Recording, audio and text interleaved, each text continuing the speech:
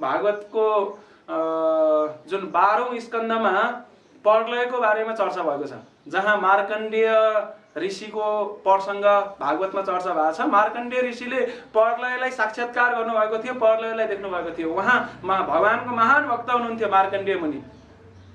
खासमा भएको के हुन्छ भनेपछि एकपटक मार्कण्डेय ऋषि त यति तपस्वी हुनुहुन्थ्यो कि उहाँ पक्का ब्रह्मचार्य व्रत धारण गर्नुहुन्थ्यो।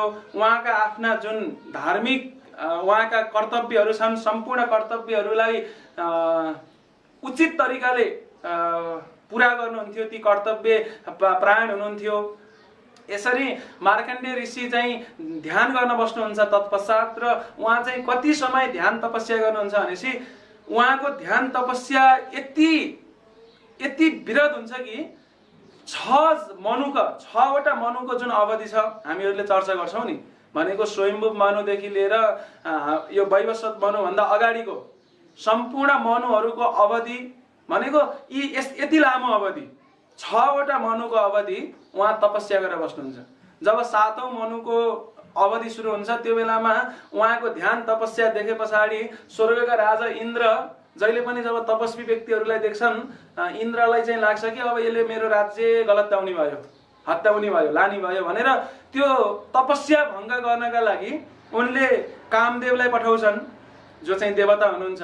त्यसै गरेर अप्सराहरू सम्पूर्ण उहाँको इन्द्रको बसमा भएका, इन्द्रको अधीनमा भएका सबै कुराहरूलाई मार्कण्डेय ऋषिको ध्यान भङ्ग गर्नका लागि पठाउँछन्। तर मार्कण्डेय ऋषिको अगाडि आएर ती अप्सराहरू नाच्न सुरु गर्छन्, पाउजु बजाउँछन्, कामदेवले बाण प्रहार गर्नुहुन्छ, तर मार्कण्डेय ऋषिलाई केही हुँदैन। उनी चाहिँ थिर भएर बस्छन् र तत्पश्चात केही सिप नलाएपछि स्वयं इन्द्र आएर मार्कण्डेयलाई भन्छन् कि वरदान माग। इन्द्रले प्रलोभन दिँदा पनि मार्कण्डेय ऋषिले कुनै भौतिक प्रलोभनमा पर्नु हुँदैन र कुनै वरदान माग्नु हुँदैन। तत्पश्चात स्वयं भगवान नरनारायणको रूपमा मार्कण्डेय ऋषिको अगाडि आएर प्रकट हुनुहुन्छ। अनि तत्पश्चात ती मार्कण्डेय ऋषिलाई चाहिँ केही वरदान माग्न भनेपछि मार्कण्डेय ऋषिले भन्छन् मलाई कुनै इच्छा त छैन, तर हजुरले यदि दिन चाहनुहुन्छ भनेपछि मलाई हजुरको यो माया शक्तिको प्रभाव देखाइदिनु होला। मलाई चाहिँ हजुरको यो माया शक्ति जुन संसारमा व्याप्त छ यो कति शक्तिशाली हुँदो रहेछ यो हेर्ने इच्छा छ भनेपछि नारायण मुस्कुराउनुहुन्छ, किनभनेपछि भक्तले यस्तो इच्छा राख्नु हुँदैन। तर त्यहाँ विशेष प्रसङ्गवश मार्कण्डेय मुनिले के गर्नुभयो, त्यो इच्छा प्रकट गर्नुभयो। र यसरी मार्कण्डेय ऋषिलाई चाहिँ उहाँले तथास्तु भनेर वरदान दिएर भगवान त्यहाँबाट अन्तर्धान हुनुहुन्छ नरनारायण। र केही समय उहाँका दैनिक क्रियाकलापहरू चल्दै जान्छन्। र एक दिन जुन यो पुष्पभद्रा नदी भनेको छ त्यसको तटमा उहाँको आश्रम थियो र त्यही आश्रमको वरपर उहाँले आफ्ना नित्य कर्महरू, विभिन्न कर्तव्यहरू पालन गर्ने क्रममा एक्कासी त्यहाँ ठुलो हावा चल्न सुरु हुन्छ, हुरी चल्न सुरु हुन्छ। हुँदाहुँदै त्यहाँ एकदमै घनघोर वर्षा, प्रलयको वर्षा हुन सुरु हुन्छ।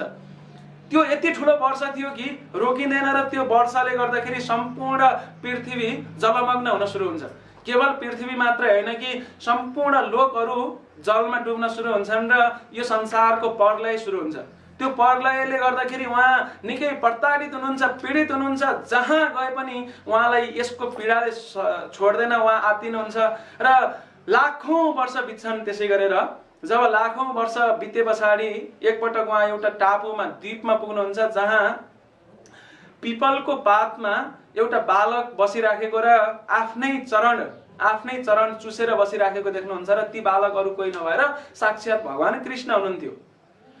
यसरी भगवान श्रीकृष्ण आफ्नै चरण उहाँले पान गर्दै हुनुहुन्थ्यो, किनभनेपछि भगवान श्रीकृष्णलाई पनि इच्छा लागेको थियो कि यो चरणको रसवादन गर्नका लागि, पान गर्नका लागि ऋषि मुनि साधु सन्त भक्तजनहरू सबै लालायत छन्, कस्तो मिठास रहेछ, म आफै चाखौँ न त भनेर भगवानले आफ्नै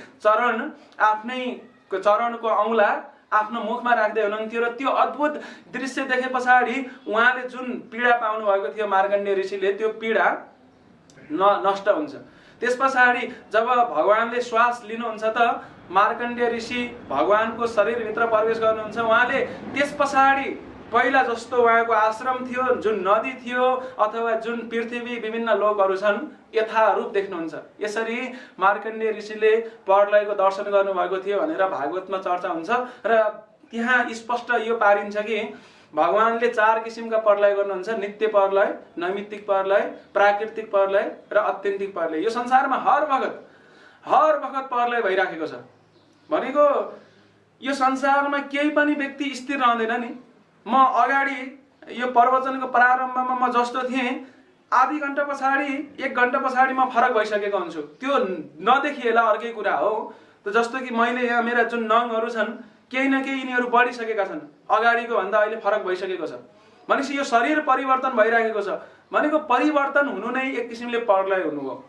भनेपछि यसरी जुन नित्य प्रलय चलिराखेको छ, यो चाहिँ भगवानको एउटा एक किसिमको प्रलयको कुरा हो। एकचोटि एउटा सानी बालिकाले हजुरबालाई सोधिछिन्, आफ्नो बुढो हजुरबालाई सोधिछिन्, जसका चाहिँ कपाल फुलिसकेका थिए, तर उनी त्यति धेरै बुढा पनि थिएनन् कि दाढी चाहिँ फुलेको थिएन।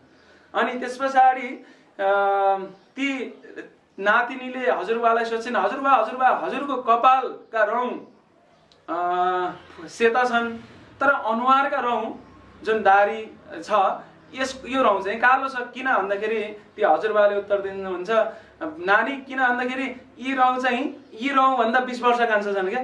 20 वर्षपछि आउँछ नि होइन मुखमा रौँ, लगभग अलिकति युवा उमेरमा। यो रौँ भन्दा चाहिँ 20 वर्ष कान्छा भएको हुँदाखेरि यो कालै छ, यो सेतो भइसक्यो। भनेको मतलब रौँ फुल्ने, आँखा देख्न कम हुने, यस्ता यी सबै कुराहरू जुन संसारमा नित्य प्रलय भइराखेको छ। यो संसारमा केवल हाम्रो शरीर मात्र होइन कि यो पृथ्वी पनि अथवा यो जुन ब्रह्माण्ड छ, नित्य प्रलय भइराखेको छ। अर्को हुन्छ ब्रह्माजीको जब एक दिन सिद्धिन्छ, हरेक दिनमा ब्रह्माजीको एक दिनमा सत्य, त्रेता, द्वापर र कली यो 4वटा चक्रहरू 1000 चोटि घुम्छन्। भनेपछि यसरी यति लामो अवधि बिते पछाडि यो संसारमा एक किसिमले क्षणिक प्रलय हुन्छ, जसलाई भन्छ नैमित्तिक प्रलय। र त्यसै गरेर जब यो सम्पूर्ण ब्रह्माण्ड जुन अहिले यहाँ हामी बसिराखेका छौँ, यो ब्रह्माण्ड महाविष्णुले श्वास फेर्दा निस्केको थियो, फेरि उहाँले श्वास लिँदाखेरि फेरि महाविष्णुकै शरीरमा विलिन हुन्छ, महत्तत्व अथवा प्रधान आफ्नै मूल स्वरूपमा फिर्ता जान्छ। यसलाई भन्छ प्राकृतिक प्रलय। र अर्को चौथो प्रलयलाई चाहिँ भागवतमा चर्चा भएको छ, आत्यन्तिक प्रलय। आत्यन्तिक प्रलय भनेको जब जीव यो भौतिक संसार, दुःखको संसारबाट मुक्ति पाएर आध्यात्मिक संसार, भगवानको संसारमा फिर्ता जान्छ, त्यो चाहिँ आत्यन्तिक प्रलय अर्थात् मुक्ति। यसलाई मुक्ति पनि भनिन्छ। मुक्तिका 5वटा प्रकारहरू पनि भागवतमा चर्चा छ। यसरी यो संसारमा हामीहरूले हेर्न सक्छौँ कि सृष्टि पनि र पालन पनि, संहार पनि, यो सबै कसले गर्नुहुन्छ? केवल भगवानले गर्नुहुन्छ।